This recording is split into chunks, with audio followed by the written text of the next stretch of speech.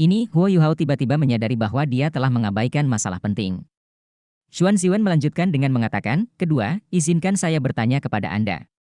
Ketika energi asal langit dan bumi dikumpulkan dan dikompresi dalam suatu wilayah tertentu, apa yang akan terjadi jika alat yang mengompresinya memiliki batasnya sendiri?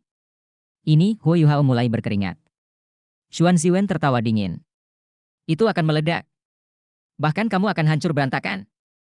Tahukah kamu berapa banyak energi asal yang ada di dalam harta karun ini? Apakah kamu belum pernah memakannya sebelumnya? Tidak bisakah kamu membayangkannya sama sekali? Apakah menurut Anda tungku sudah cukup? Lelucon yang luar biasa. Jika Anda tidak dapat menyelesaikan kedua masalah ini, Anda hanya akan membuang-buang sumber daya. Saat dia berbicara, dia melemparkan cetak biru itu ke wajah Huo Yuhao sebelum berbalik dan pergi. Hai, Guru Xuan, jangan pergi. Aku salah, aku salah. Tolong beritahu saya. Xuan Ziwen menunjukkan masalahnya, tapi bukan solusinya. Selain itu, Huo Yuhao tidak dapat memikirkan apapun untuk mengatasi kedua masalah ini. Dia segera mengejar Xuan Ziwen. Meskipun Xuan Ziwen sedang berjalan pergi, dia menunjukkan seringai aneh di wajahnya. Dia berpikir dalam hati. Bajingan, kali ini kamu pasti akan tertipu, bukan? Hehe. Setelah mendengar dari Bei bahwa Huo Yuhao ingin menggunakan harta berharga untuk mengolah obat, dia sudah mengantisipasi bahwa akan ada masalah dengan tungku tersebut. Alasannya sangat sederhana. Ketika Xuan Ziwen berada di Kekaisaran Matahari Bulan, ada seorang insinyur jiwa yang memiliki hubungan dekat dengannya dan bertugas mengolah obat-obatan untuk keluarga Kekaisaran. Mengapa ada begitu banyak insinyur jiwa di Kekaisaran Matahari Bulan? Itu karena mereka bisa dibudidayakan dengan menggunakan banyak obat. Insinyur jiwa yang tidak berbakat dapat mengonsumsi obat untuk meningkatkan kecepatan kultivasi mereka. Dalam aspek ini, Kekaisaran Matahari Bulan memiliki keunggulan absolut dibandingkan kerajaan lainnya. Xuan Ziwen juga tidak berbakat dalam hal jiwa bela dirinya, jadi dia juga menggunakan obat-obatan untuk meningkatkan budidayanya. Budidayanya juga telah mencapai 9 cincin melalui bantuan pengobatan. Namun, ia menyadari bahwa obat-obatan di Shrek tidak dibudidayakan sebelum dikonsumsi, padahal kualitasnya terbaik. Ini adalah pemborosan obat. Namun, dia tidak mengatakan apapun karena dia memiliki penelitian penting yang harus dilakukan, dan juga karena dia tidak terlalu mahir dalam mengolah pil. Mendengar apa yang ingin dilakukan Huo Yuhao kali ini, dia bergegas mendekat. Alasannya sangat sederhana. Tungku yang dia butuhkan harus menjadi alat jiwa tingkat lanjut jika harta berharga tersebut digunakan sebagai bahan untuk mengolah obat. Semakin tinggi kualitas bahan, semakin tinggi persyaratan tungku. Ini adalah apa yang dikatakan oleh insinyur jiwa pengembang pil Kekaisaran Sun Moon kepadanya sebelumnya. Meskipun dia tidak tahu harta apa yang dibawa kembali oleh Huo Yuhao atau apa kualitasnya, dia secara kasar dapat menebak dari deskripsi sederhana Bei bahwa setidaknya diperlukan tungku kelas 9. Mengingat kemampuan Huo Yuhao saat ini, dia tidak mungkin menghasilkan alat jiwa kelas 9. Xuan Ziwen tahu bahwa cetak biru tidak ada gunanya tidak peduli seberapa detail atau bagusnya cetak biru itu, karena Huo Yuhao tidak dapat menyelesaikan masalah yang sangat sederhana, mengompresi energi asal yang dilepaskan. Tanpanya, ledakan adalah satu-satunya hasil. Bagaimana Huo Yuhao bisa mengetahui pengalaman Xuan Ziwen? Dia bahkan mengejarnya setelah ditegur. Xuan Ziwen telah membunuh 2 burung dengan 1 batu. Mengapa kamu mengikutiku? Xuan Ziwen menghentikan langkahnya dan menatap Huo Yuhao dengan dingin. Huo Yuhao buru-buru dan dengan hormat berkata, Guru Xuan, saya salah. Saya akan berusaha lebih keras untuk mempelajari produksi alat jiwa dari Anda. Dia juga sangat cerdas. Dia tahu bahwa Xuan Ziwen melakukan ini sebagai pertunjukan untuknya. Bagaimana mungkin dia tidak mengerti apa niatnya? Xuan Ziwen mendengus dengan nada menghina dan menjawab, apakah saya harus mengajari Anda meskipun Anda ingin belajar? Jiwa bela diri kembar dan ultimate ice. Pergilah kalau begitu. Pergi dan jadilah penguasa jiwamu. Saat dia berbicara, dia berbalik dan pergi. Sosok Huo Yuhao segera melintas, dan dia menghalangi jalan Xuan Ziwen. Dia penuh senyuman saat berkata, Guru Xuan, saya tahu saya salah. Meski hukuman mati, masih ada waktu untuk bertobat. Anda harus memberi saya kesempatan untuk membuka lembaran baru. Jangan khawatir, saya akan belajar di bawah bimbingan Anda dengan serius. Di masa depan, saya akan melakukan yang terbaik untuk menjadi insinyur jiwa kelas 9. Saya tidak akan menyerah lagi. Bagaimana menurutmu? Suasana hati Xuan Ziwen tampak lebih baik sekarang. Dia mendengus sekali dan berkata, lebih tepatnya begitu. Mengandalkan fakta bahwa Anda tampil lebih tulus hari ini, saya akan menyetujuinya dengan enggan. Namun, ingatlah bahwa saya mengasuh Anda bukan murni karena saya ingin Anda menjadi insinyur jiwa kelas 9. Meskipun insinyur jiwa kelas 9 sangat jarang, mereka tidak ekstrim. Huo Yuhao tercengang. Jadi apa yang ingin kamu lakukan? Xuan Ziwen memperlihatkan tatapan intens dan penuh gairah di matanya. Dia menatap Huo Yuhao sampai merinding mulai muncul di kulit Yuhao. Sebelum saya mati, saya harap saya dapat membina seorang insinyur jiwa kelas 10 dan membantunya mencapai puncak insinyur jiwa. Bakat saya terbatas. Saya tidak akan pernah menjadi insinyur jiwa kelas 10. Namun, Anda adalah seorang anak ajaib. Saya yakin saya bisa melakukannya. Bekerja keras saja. Kali ini, saya tidak akan membiarkan Anda meninggalkan sekte Tang dengan mudah sebelum Anda menjadi insinyur jiwa kelas 9. Apapun komitmen yang Anda miliki, saya ingin Anda mengesampingkannya. Ini, Huo Yuhao tiba-tiba berubah muram dan tersenyum pahit pada Xuan Ziwen. Insinyur jiwa kelas 9. Bagaimana caranya semudah itu? Pertama, saya harus menjadi judul Douluo. Itu tidak terjadi dalam 1 atau 2 hari. Xuan Ziwen tertawa dingin dan berkata, apakah kamu tidak mau? Terserah kamu. Melakukan apapun yang Anda inginkan. Saat dia berbicara, dia berjalan pergi dengan santai. Guru Xuan, jangan pergi. Huo Yuhao buru-buru mengejarnya dan tertawa getir. Lihat, aku hampir tidak mempunyai 8 dering sekarang. Seberapa mudahnya saya mencapai 9 dering? Selain itu, saya masih harus menjadi insinyur jiwa kelas 9. Bukankah persyaratan Anda terlalu tinggi? Ya, saya jamin saya akan bekerja keras. Bukankah sebaiknya Anda melonggarkan tuntutan Anda? Bagaimana dengan insinyur jiwa kelas 8? Xuan Ziwen bahkan tidak mempedulikannya. Dia terus berjalan ke depan seolah dia tidak mendengar apapun. Huo Yuhao juga tidak berdaya sekarang. Dia tahu bahwa dia tidak akan berhasil tanpa bantuan guru Xuan kali ini. Namun, bukankah terlalu ketat untuk menghentikannya meninggalkan sekte Tang sebelum dia menjadi insinyur jiwa kelas 9? Jika dia tidak beruntung, bukankah itu akan memakan waktu 8 hingga 10 tahun? Guru Xuan, Guru Xuan. Melihat Xuan Ziwen semakin menjauh, Huo Yuhao terus mengejarnya. Dia mengertakkan gigi dan berkata, baiklah, saya setuju. Namun, saya tidak bisa sepenuhnya meninggalkan sekte ini. Saya akan mencoba untuk tidak meninggalkan kota Shrek. Namun, jika ada sesuatu yang penting, terutama ketika akademi memintanya, aku harus pergi. Xuan Ziwen juga tahu bahwa dia tidak bisa memaksa Huo Yuhao terlalu banyak. Dia mengangguk dan berkata, tidak apa-apa. Akademi Shrek sangat mendukung penelitiannya, dan mereka memiliki hubungan yang baik. Selain itu, Xuan Ziwen juga mengetahui bahwa Huo Yuhao adalah salah satu anggota Paviliun Dewa Laut. Jika akademi mempunyai sesuatu yang harus dia lakukan, Xuan Ziwen tidak mungkin menghentikannya. Dengan kata-katanya, Huo Yuhao menghela nafas lega. Sebelum dia bisa berkata apa-apa lagi, Xuan Ziwen menambahkan, bajingan, jangan berpikir aku tidak tahu apa yang kamu rencanakan. Jika kamu mencoba menggunakan akademi untuk menyelinap pergi, jangan salahkan aku karena bersikap tidak baik. Kalau begitu, aku tidak akan menunjukkan belas kasihan. Saya akan meninggalkan sekte Tang seperti saat saya meninggalkan aula kebajikan terkemuka. Guru Xuan, apakah saya orang seperti itu? Kenapa aku menggunakan akademi sebagai alasan untuk menyelinap pergi? Jangan khawatir, aku akan belajar dengan serius. Meskipun Huo Yuhao merasa sedikit bersalah, dia tetap mengatakan kebenaran di dalam hatinya. Ini bukan waktunya untuk menyinggung Xuan Ziwen. Xuan Ziwen mengangguk puas dan berkata, baiklah, ikuti saya. Kami harus merancang tungku Anda dengan benar. Kami membutuhkan tungku kelas 9 untuk stabilitas. Kelas 9. Huo Yuhao sangat terkejut.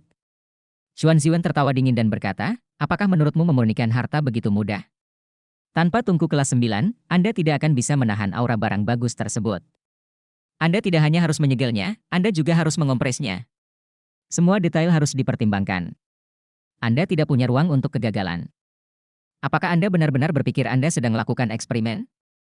Huo Yuhao ingin menjawab, ya. Dia telah membawa kembali banyak barang bagus kali ini. Meskipun dia tidak bisa melakukan eksperimen dengan menggunakan bahan yang sama, dia masih bisa memilih bahan yang tidak terlalu mahal. Namun, dia tidak berani mengatakan itu. Xuan Ziwen sangat serius.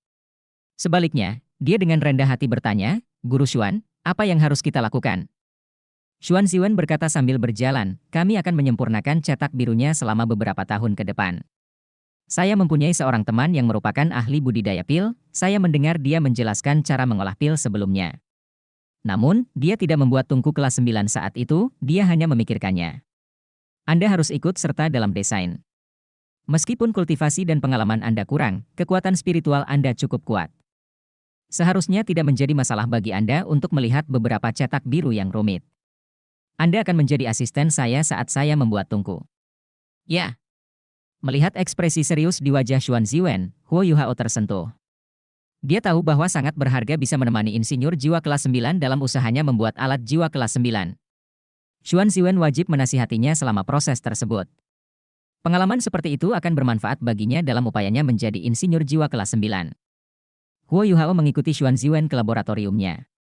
Xuan Ziwen selalu sangat cepat dalam melakukan apapun yang dia inginkan, terutama di bidang alat jiwa. Ia mengeluarkan selembar kertas putih dan segera membuat gambar sederhana.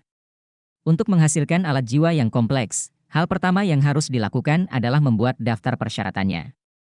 Setelah itu, solusi harus dipikirkan. Langkah ketiga adalah menciptakan formasi yang diperlukan dengan menggunakan solusi tersebut. Kemudian, formasi tersebut harus dihubungkan satu sama lain.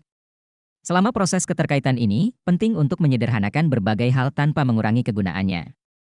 Langkah terakhir adalah melakukan run-in mekanis. Setelah 5 langkah ini, formasi inti kemudian dapat dikerjakan. Kulit terluar kemudian dibuat berdasarkan bagaimana formasi inti keluar. Seluruh prosesnya agak rumit. Ketika Huo Yuhao berhasil menciptakan meriam dekomposisi kelas 8, dia masih jauh dari standar insinyur jiwa kelas 8. Bagaimanapun, cetak biru yang dia miliki disediakan oleh Xuan Ziwen. Saat Xuan Ziwen membuat cetak biru, dia bergumam pada dirinya sendiri. Pertama adalah pemilihan bahan. Karena tungku pil kita adalah kelas 9, kita perlu mempertimbangkan bahan yang akan kita gunakan. Meskipun penggunaan formasi inti dapat menghasilkan kompresi dan isolasi energi, material yang digunakan harus cukup tangguh dan tahan untuk mengisolasi zat eksternal. Pada saat yang sama, ia harus menjadi konduktor panas yang baik. Huo Yuhao berdiri di satu sisi dan mendengarkan Xuan Ziwen dengan serius saat dia melihat cetak biru yang sedang dibuat. Semua yang dikatakan adalah untuk keuntungannya. Selama proses penelitian, waktu selalu berlalu dengan sangat cepat. Xuan Ziwen memang seorang insinyur jiwa kelas 9. Itu baru sehari, tetapi Huo Yuhao sudah merasa sangat kewalahan, bahkan mengingat kekuatan-kekuatan spiritualnya. Dia harus bermeditasi untuk memulihkannya. Namun, Xuan Ziwen masih tidak makan dan tidur untuk penelitiannya. Cetak biru yang dia buat sudah menjadi setumpuk kertas. Kompleksitas alat jiwa kelas 9 jauh melampaui harapan Huo Yuhao. Alat jiwa kelas 9 ini dibentuk oleh beberapa alat jiwa kelas 8. Tidak hanya melibatkan pengetahuan tentang sistem spasial, tetapi juga sistem temporal. Setiap detail sangat menyimpang dari apa yang telah dipelajari Huo Yuhao di masa lalu. Selain itu, dalam proses pembuatan alat jiwa kelas 9, setiap logam langka yang digunakan sangatlah berharga. Sangat sulit untuk mengukir semuanya. Seseorang tidak hanya membutuhkan kekuatan jiwa yang besar, tetapi seseorang juga perlu menggabungkan jiwa dan kekuatan spiritualnya. Bahkan dengan kekuatan spiritual Huo Yuhao yang luar biasa, formasi inti yang rumit masih membuatnya takjub. Dia benar-benar diperdaya. Dia tidak mengerti semua yang dibicarakan Xuan Ziwen. Namun, Xuan Ziwen tampaknya tidak merasa terganggu sama sekali. Dia terus mengoceh, dan tidak mengulanginya sama sekali, membiarkan Huo Yuhao mengerjakan semuanya sendiri.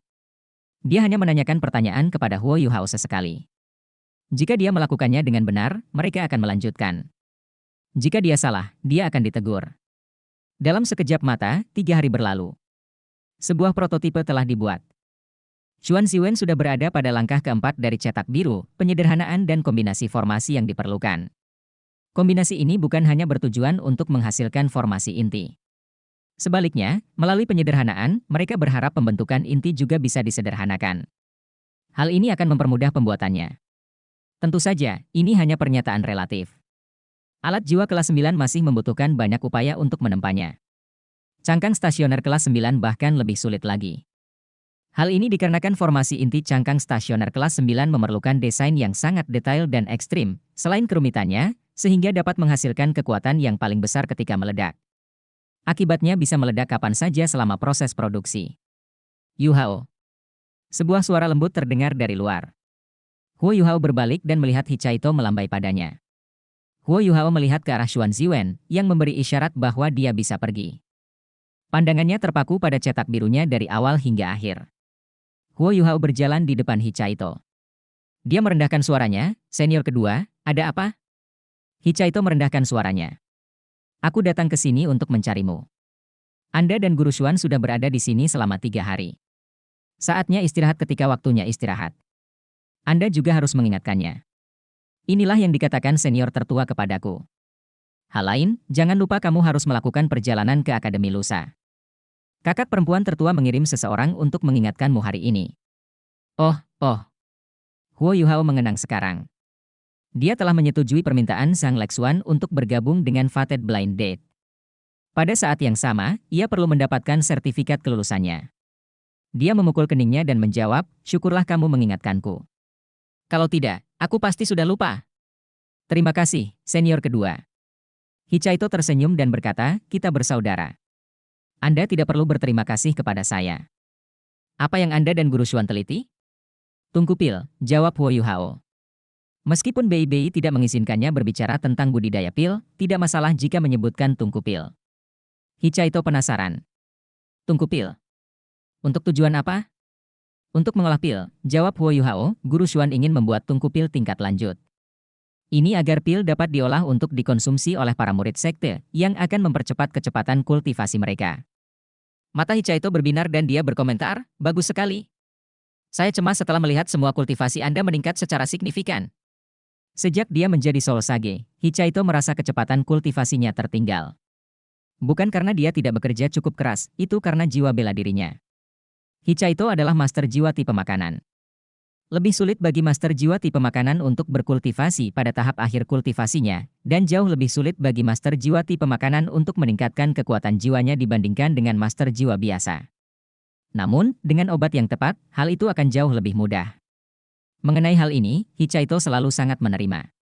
Dia juga seorang insinyur jiwa. Kebanyakan insinyur jiwa mengandalkan pengobatan untuk meningkatkan kemampuannya.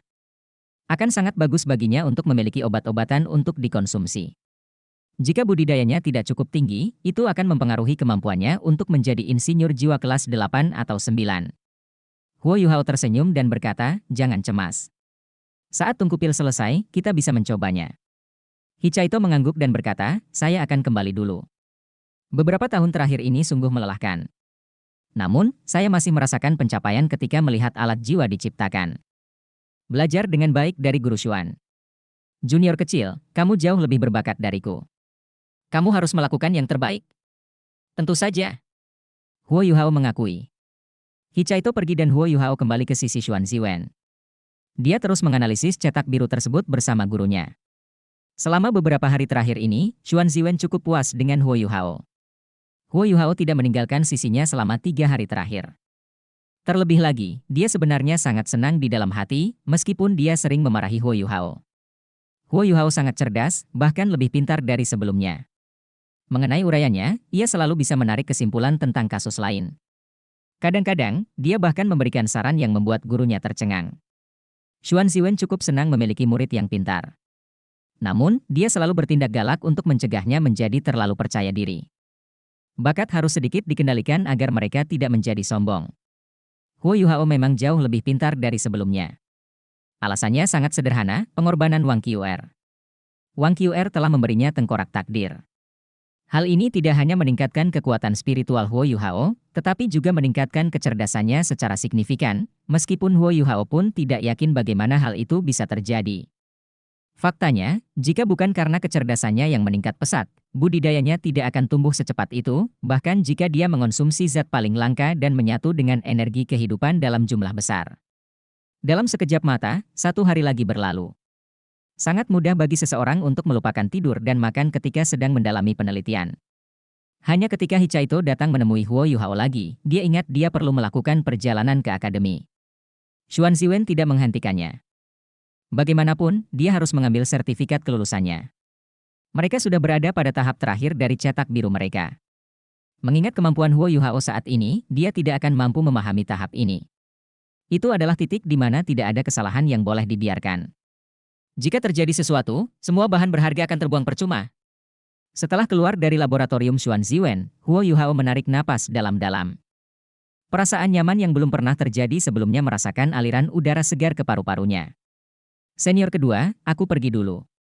Tolong bantu saya memberitahu senior tertua bahwa saya akan kembali besok pagi.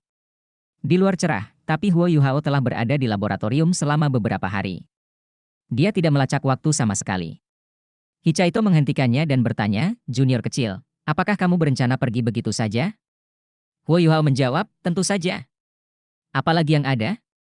Dia Chaito terdiam. "Junior kecil, kakak perempuan tertua menyebutkan bahwa kamu akan pergi untuk kencan buta yang ditakdirkan Dewa Laut. Anda adalah wajah dari sekte Tang sekarang. Lihatlah dirimu. Anda belum mengganti pakaian sejak Anda kembali. Kamu juga sudah berhari-hari tidak mandi dan rambutmu berantakan. Jika kamu pergi seperti ini, dia akan mengirimmu kembali. Pergi dan bereskan sebelum mengambil makanan. Segarkan diri dulu." Jika bukan karena pengingat Hichaito, Huo Yuhao tidak akan menyadari bahwa dia memiliki begitu banyak masalah saat ini. Dia belum mandi selama berhari-hari dan melewatkan beberapa kali makan. Dia telah tenggelam dalam dunia alat jiwa. Dia tampak sangat ceroboh saat ini. Bagaimana dia bisa mewakili sekte Tang seperti ini? Wajah Huo Yuhao memerah dan dia berkata, "Saya akan kembali sekarang. Terima kasih atas pengingatmu, senior kedua." Hichaito tertawa, "Kamu cepat pergi. Senior tertua telah menyiapkan pakaian untuk Anda. Pergi dan wakili sekte Tang. Rekrut lebih banyak siswa. Anda harus lebih rapi, mengerti?" "Oh ya," jawab Huo Yuhao. Dia merasa hangat di dalam. Senior tertua sangat sibuk mengurus guru Xiao Ya, tapi dia tidak melupakanku. Kekhawatirannya membuatku merasa seolah-olah dia adalah kakak kandungku. Sebelum Huo Yuhao kembali ke kamarnya, dia terlebih dahulu mencoba menentukan posisi matahari. Ini masih pagi, kurang dari 2 jam menjelang siang. Sepertinya senior tertua sengaja meminta senior kedua meneleponku agar aku punya waktu untuk membereskan diri. 1 set pakaian baru diletakkan di atas meja di dalam kamar. Huo Yuhao segera mandi air panas, dan setelah itu semua rasa lelahnya sepertinya hilang. Mengingat kultivasinya saat ini, dia baik-baik saja meskipun dia tidak tidur selama beberapa hari. Tepat ketika dia selesai mandi dan bersiap untuk mengenakan pakaiannya, dia tiba-tiba mendengar suara cemas memanggilnya di kepalanya. "Yuhao, Yuhao." Panggilan permaisuri salju membuat Huo Yuhao tersentak. Dia buru-buru bertanya, "Ada apa, permaisuri es?" Cahaya putih menyala, dan permaisuri salju muncul di depannya.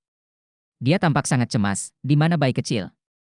"Saat dia masih di demi plane Anda, saya sudah merasakan ada yang tidak beres. Cepat, keluarkan dia. Saya khawatir dia akan segera menghadapi hambatan." "Apa?" Huo Yuhao ketakutan. Raja beruang es dan permaisuri salju memiliki hubungan yang erat. Permaisuri salju telah menyelamatkannya dan mentransfer sebagian kemampuannya kepadanya. Beginilah cara dia menjadi raja beruang es. Mereka memiliki hubungan yang erat. Jika permaisuri salju mengatakan sesuatu seperti ini, dia pasti menemukan sesuatu. Huo Yuhao tidak berani menunda lebih jauh. Dia dengan cepat melafalkan beberapa mantra dan membuka pintu menuju demi planenya. Dia memasuki demi plane bersama dengan permaisuri salju. Ketika dia masuk, dia sangat terkejut. Ada perubahan yang belum pernah terjadi sebelumnya di demi planenya. Seluruh langit gelap dan suram. Sambaran petir berpotongan di langit. Tekanan besar turun dari langit, menekan hantu yang tak terhitung jumlahnya di tanah. Beberapa dari mereka yang lebih kuat meraung ke arah sambaran petir, seolah-olah mereka mencoba melawan langit. Raja beruang es sedang berdiri di atas gunung, hanya berdiri di sana dengan tenang. Saat ini, dia terlihat sangat tenang. Dia masih dalam wujud manusia, dan masih ada sisa makanan di sisi bibirnya. Tatapannya dalam dan panjang. Bahkan ada rasa mengejek diri sendiri dan meremehkannya. Saat dia berdiri di sana, dia sepertinya benar-benar telah menjadi inti dari seluruh demi plane saat ini. Tiba-tiba, sambaran petir menyambar dari langit ke kepala bayi kecil. Bayi kecil meraung marah, dan rambutnya berdiri tegak. Lapisan cahaya biru es muncul untuk menahan petir. Saat berbenturan dengan sambaran petir, petir itu menghilang, dan tubuh bayi kecil bergetar sedikit. Ada tatapan menggetarkan di matanya setelah ini terjadi. Ini adalah Huo Yuhao tercengang ketika dia melihat di samping permaisuri salju. Permaisuri salju tampak sangat serius dan berkata, "Ini sudah dimulai, sebenarnya sudah dimulai. Saya tidak menyangka demi plane Anda begitu dekat dengan kenyataan, bencana petir benar-benar bisa terjadi di sini. Ini adalah bencana yang harus dihadapi oleh makhluk jiwa setiap 100.000 tahun. Meskipun bencana yang dihadapi setiap makhluk jiwa berbeda-beda, tidak diragukan lagi bahwa bencana petir adalah yang paling berbahaya. Pantas saja aku selalu merasa bayi kecil tidak akan mampu selamat dari bencana ini. Ini sebenarnya adalah bencana petir. Huo Yuhao bertanya, apa yang harus kita lakukan sekarang? Bisakah kita membantunya melawan bencana petir? Permaisuri salju menggelengkan kepalanya dan menjawab, tidak, kamu tidak bisa. Anda hanya akan mendekati kematian. Kultivasi Anda terlalu lemah. Jika saya masih memiliki tubuh asli saya, kami mungkin masih memiliki peluang. Namun, itu tidak mungkin, saya hanyalah entitas spiritual sekarang. Saya takut petir. Saya juga akan mendekati kematian jika saya pergi dan membantunya. Huo Yuhao dengan cemas bertanya, jangan bilang bahwa kita hanya bisa menonton? Bagaimana jika dia mati jika dia tidak tahan lagi? Apakah tidak ada jalan sama sekali? Pada saat ini, sambaran petir lain menyambar. Bayi kecil merasa lebih sulit menahan petir kali ini. Dia tidak hanya terhuyung, tapi dia juga kembali ke bentuk aslinya. Sepotong rambut di bahunya sudah hangus. Kami tidak punya cara lain saat ini, kata permaisuri salju dengan tegas. Kami hanya bisa membiarkan dia melakukannya. Orang ini terlalu serakah. Jika dia kembali ke benua Douluo bersamamu, kami akan mengetahui bencana apapun sebelum bencana itu terjadi. Namun, dia tidak bisa merasakan apapun di sini, dia hanya bisa menderita. Jika dia mampu bertahan, itu bagus. Bahkan jika dia tidak bisa, dia tidak akan hancur total. Selama masih ada sedikit kesadaran spiritualnya, kita masih bisa mengubahnya dan membawanya kembali. Huo Yuhao memandangi permaisuri salju. Dia tidak berdaya saat ini. Permaisuri salju telah mengalami bencana seperti itu sebanyak 7 kali. Dia lebih berpengalaman, dan dia hanya bisa mendengarkan nasihatnya. Untungnya, petir itu hanya menyasar bayi kecil. Langit semakin gelap. Awan tebal berkumpul di atas gunung. Jika petir menyasar para hantu, demi planet ini pasti akan hancur. Ledakan! Ledakan! 2 sambaran petir berturut-turut menyambar. Bayi kecil mengerahkan kekuatan jiwanya secara maksimal, dan perisai biru es muncul di atas kepalanya, menahan 2 sambaran petir itu. Namun, Huo Yuhao dapat dengan jelas merasakan aura bayi kecil semakin lemah. Kekuatan petir sangat besar, dan mengandung ki alami langit dan bumi. Huo Yuhao merasa seolah-olah tubuhnya telah dibaptis oleh ki alami yang menggelegar ketika dia merasakannya begitu dekat dengannya. Bayi kecil mengintip ke langit dan meraung. Tubuhnya yang besar menggeliat sedikit. Setelah itu, seberkas cahaya biru es melesat ke langit, langsung menuju awan. Seketika, segala sesuatu di wilayah yang berdiameter 1000 meter berubah menjadi es dan salju. Kepingan salju menari-nari di udara, dan suhu turun drastis. Huo Yuhao tidak terluka meskipun dia berada di wilayah ini, karena jiwa bela dirinya adalah es tertinggi, dan dia juga membawa permaisuri salju bersamanya. Bayi kecil membalas. Huo Yuhao membuka matanya lebar-lebar untuk melihat apa yang telah dicapai bayi kecil. Namun kenyataannya, serangan Little Bai tidak terlalu efektif. Sambaran petir menyambar dan membongkar berkas cahaya yang dia keluarkan. Meski masih ada seberkas cahaya yang menghantam awan, melemahkannya, tubuh bayi kecil sudah bergetar tak terkendali saat seberkas cahaya itu menghilang. Gelombang kekuatan jiwa yang berasal dari tubuhnya juga telah melemah. Serangan sebelumnya sudah menjadi serangan terkuatnya. Huo Yuhao dan permaisuri salju bergegas mendekat. Raja beruang es telah menghadapi petir selama beberapa waktu. Kekuatan jiwanya hampir terkuras habis. Awan sepertinya sedang marah. Kilatan petir menyambar ke arah bayi kecil. Bayi kecil tampaknya tidak putus asa ketika dia mengintip ke langit. Yang ada hanya ekspresi gigih di wajahnya. Pusaran air berwarna biru es perlahan muncul di dahinya. Arus udara di sekitarnya tampak sangat bergelombang, dan sambaran petir tertahan begitu saja. Huo Yuhao melihat inti berbentuk seperti kepingan salju di tengah pusaran air yang berputar cepat. Itu adalah inti jiwa Little Bai. Ternyata inti jiwa seseorang bisa digunakan seperti itu. Ketika Huo Yuhao melihat inti jiwa, dia menghela nafas lega. Ini adalah kekuatan yang hanya dimiliki oleh monster bergelar Douluo atau makhluk jiwa 100.000 tahun. Dia dan rekan satu timnya telah membunuh judul Douluo sebelumnya. Namun, mereka selalu sangat beruntung. Jika judul Douluo yang mereka bunuh telah melepaskan inti jiwa mereka, kekuatan bertarung mereka akan jauh lebih besar. Namun, Huo Yuhao tahu bahwa ini adalah pilihan terakhir bayi kecil. Begitu inti jiwanya rusak, hidupnya akan berada dalam bahaya besar, dan budidayanya akan turun secara signifikan. Dia bahkan mungkin kehilangan kultivasinya sepenuhnya. Itu sebabnya berjudul Douluo jarang mengandalkan kekuatan inti jiwa mereka.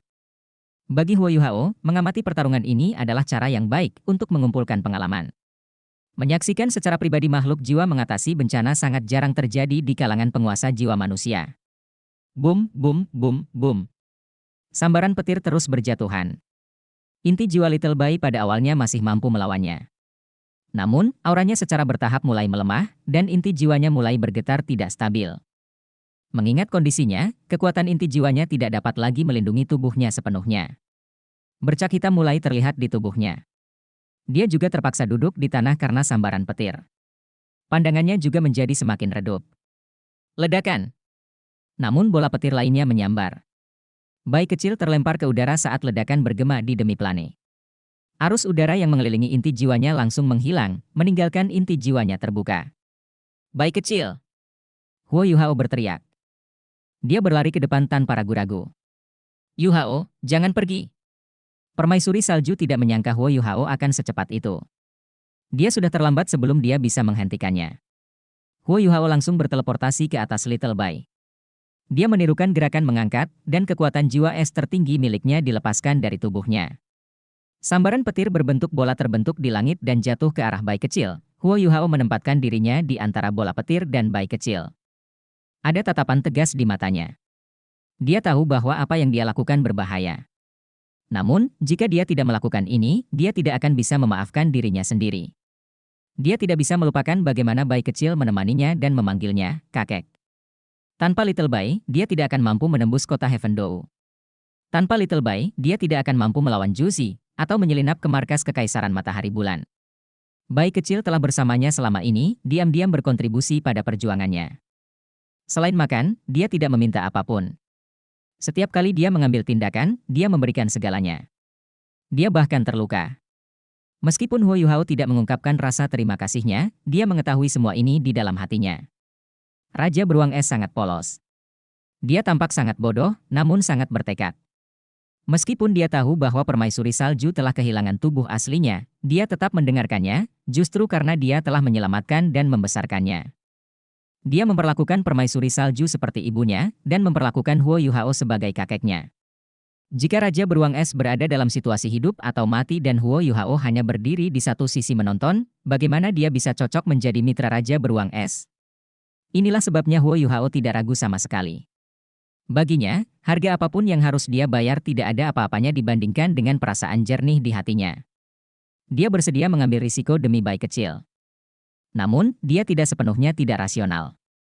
Dia ingin mengandalkan skala terbalik. Meskipun dia tidak tahu apakah itu bisa menahan petir, dia tetap melakukannya dengan sukarela. Saat petir berbentuk bola jatuh dari langit, ki alami yang menakutkan langsung menelan Huo Yuhao.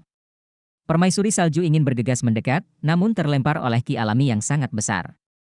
Raja Beruang Es dipenuhi dengan keheranan. Dia terjatuh ke tanah dan dengan jelas merasakan hidupnya menghilang. Dia juga dengan jelas melihat bagaimana bola petir itu benar-benar menelan Huo Yuhao, yang sangat kecil dibandingkan dengan dia, namun tampak begitu tinggi dan perkasa di udara saat ini. Kakek, Bai kecil terisak. Dia tidak bisa lagi setenang sebelumnya. 2 butir air mata mengalir dari sisi matanya. Dia bisa dengan jelas merasakan kekhawatiran yang datang dari Huo Yuhao. Yuhao, teriak permaisuri salju. Pada saat ini, dia juga dipenuhi dengan keheranan. Ini adalah pertama kalinya dia melihat manusia mempertaruhkan segalanya untuk menyelamatkan makhluk jiwa. Bahkan jika dia memiliki skala terbalik dari Dewa Binatang, bagaimana dia bisa yakin bahwa Dewa Binatang akan muncul saat ini untuk menyelamatkannya? Terlebih lagi, ini adalah demi planet spektral, bukan benua Douluo. Bahkan jika Ditian ada di sini, bisakah dia melakukan sesuatu? Sebelum jawaban apapun diketahui, Huo Yuhao masih menagih tanpa ragu-ragu. Apa yang ditunjukkan hal ini? Itu menunjukkan keterikatannya pada Little Bai. Jika dia sudah seperti itu pada Bai kecil, bagaimana dia akan memperlakukan permaisuri salju, permaisuri es, dan cacing es Skydream? Tentu saja akan lebih baik. Pada saat ini, permaisuri salju dipenuhi rasa terima kasih. Dia tidak hanya bersyukur Huo Yuhao telah menyelamatkan Bai kecil. Dia juga bersyukur bahwa dia telah menunjukkan sisi baik manusia padanya. Permaisuri salju tahu bahwa jika Huo Yuhao selamat dari cobaan ini, dia dan para roh lainnya tidak akan lagi memiliki penghalang lain bersamanya. Raungan naga yang nyaring akhirnya terdengar. Namun, suaranya juga terdengar seperti sedang tersiksa. Cahaya hitam pekat menyebar dan menelan semua petir. Huo Yuhao jatuh dari langit dan jatuh ke tanah. Di langit, cakar naga hitam pekat tetap berada di udara dan meraih ke arah awan bencana. Pada saat yang sama, sebuah suara marah terdengar, Huo Yuhao, kamu benar-benar mendekati kematian. Jika kamu mati di hutan, aku masih bisa mencuri takdirmu. Dasar bajingan. Permaisuri salju tersenyum. Namun, senyuman itu hanya bertahan sesaat sebelum membeku di tempatnya. Itu karena cakarnya. Cakar itu meraih ke arah langit. Awan bencana itu begitu kuat hingga hampir membunuh Raja Beruang Es. Namun, mereka dihancurkan oleh cakar tersebut. Naga. Milik Tuhan. Cakar, kata permaisuri salju, kata demi kata. Pada saat yang sama, dia juga mengambil kesempatan untuk menghilang ke dalam tubuh Huo Yuhao saat Ditian terlalu terganggu untuk menyadarinya. Saat ini, Huo Yuhao merasa tubuhnya akan hancur. Namun, dia tidak kesakitan karena dia benar-benar mati rasa saat ini. Semua tulang, otot, lorong, dan bahkan lautan rohaninya mati rasa pada saat ini. Namun, yang menurutnya sangat mengejutkan adalah dia merasakan gatal. Rasanya tidak nyaman sekaligus nyaman. Apa yang sedang terjadi? Awan bencana menghilang. Suara Dewa Binatang terdengar sekali lagi. Yuhao, apa yang kamu lakukan? Mengapa ada bencana petir? Beraninya kamu menggunakan tubuhmu sendiri untuk menghalangi bencana petir? Jika kamu melakukan ini sekali lagi, kamu bisa pergi dan mati. Ditian memang marah. Meskipun dia telah menggunakan cakarnya untuk menghancurkan bencana tersebut, dialah yang menderita dampak petir terbesar ketika dia dipanggil dengan skala terbalik. Penting untuk diketahui bahwa ini adalah tahap terakhir dari bencana, yaitu saat ia melancarkan serangan terkuatnya. Bahkan monster jiwa berumur 300.000 tahun seperti Raja Beruang Es tidak bisa mengatasinya. Ditian bergegas menggunakan kekuatan spasial, dan segera mengalami serangan yang begitu kuat. Dapat dimengerti betapa sakitnya dia. Dia benar-benar terluka. Huo Yuhao mengungkapkan senyuman di wajahnya dan menyentuh rambutnya yang hangus. Dia terkekeh, Dewa Binatang, terima kasih. Aku hanya membantu seorang teman. Jika tidak, dia pasti sudah mati. Apa? Cakar naga itu menghilang. Proyeksi hitam yang hampir transparan muncul di udara. Ditian tidak dapat benar-benar melampaui waktu dan tiba di sini dengan tubuh aslinya, terutama karena mereka tidak berada di benua Douluo. Fakta bahwa dia mampu melakukan hal ini sepenuhnya menunjukkan pemahamannya yang mendalam tentang kekuatan spasial. Mengenai fakta itu, Huo Yuhao benar-benar ketakutan. Ditian jauh lebih kuat dari yang dia bayangkan. Ditian melihat sekeliling dan menunjukkan ekspresi aneh di wajahnya. Tempat apa ini? Ini bukan benua Douluo. Tampaknya ini merupakan dimensi spasial paralel. Apakah ini demi plane? Bagaimana ini mungkin? Apakah ini demi plane yang diciptakan oleh makhluk fana? Saat Ditian berbicara, keheranan dalam suaranya menjadi semakin jelas. Di benua Douluo, dia mengakui dirinya sebagai eksistensi terkuat. Dia juga yang paling dekat untuk menjadi dewa.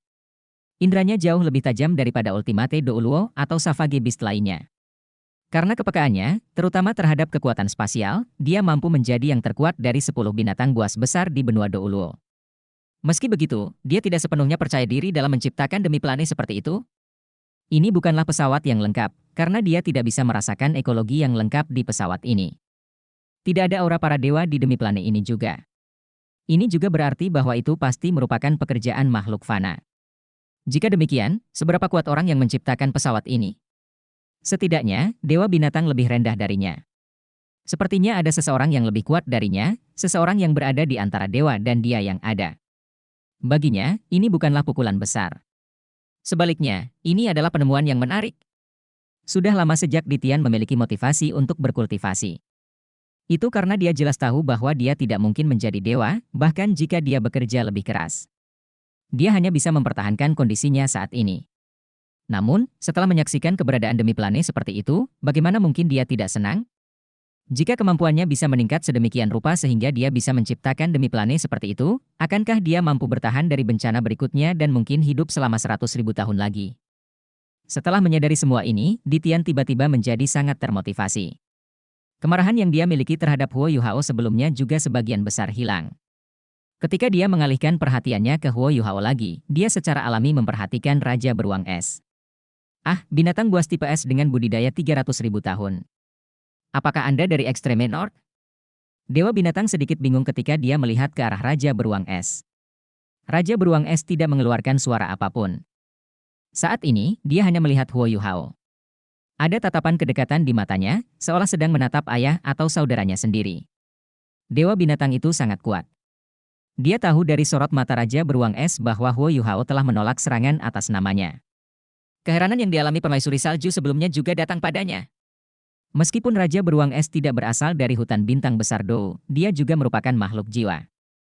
Ditian menganggap dirinya sebagai raja dari semua makhluk jiwa di benua Douluo. Semua makhluk jiwa seperti bangsanya. Ketika dia melihat bagaimana Huo Yuhao mempertaruhkan nyawanya untuk menyelamatkan binatang buas, amarahnya semakin mereda. Huo Yuhao bertanya kepada Ditian, Dewa Binatang, bisakah kamu menyelamatkannya? Dia terluka parah karena melawan bencana petir. Ditian turun dari langit dan mendarat di samping Huo Yuhao.